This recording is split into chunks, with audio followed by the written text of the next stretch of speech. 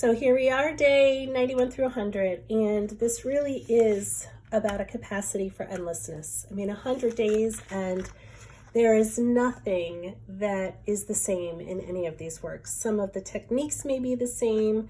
The way they're applied might be a little bit different, or playing with compositions in a different way, playing with my materials in a different way.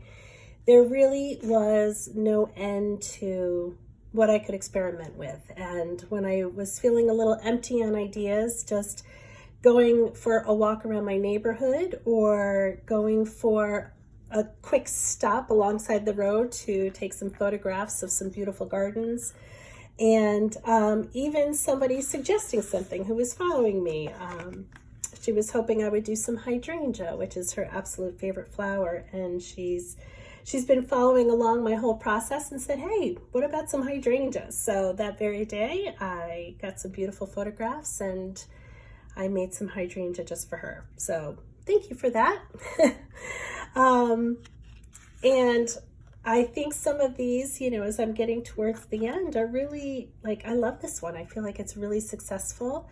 It feels like things are being pushed back and coming forward, the vibrancy of the plant itself. So some of these were really nice.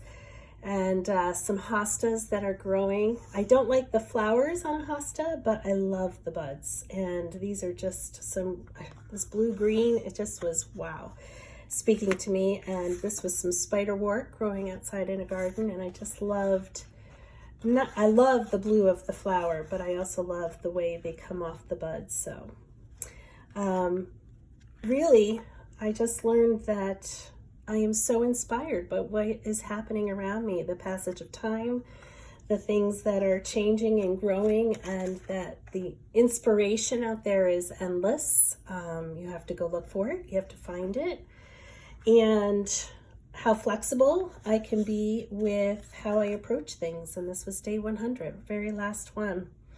So, this one's a little softer in the background, and a little bit more isolated and simple on this. I thought this was a great way to end, and I would definitely do this project again. I think the size was a good size. It wasn't too big. These are all 4x6, and definitely working small is the key.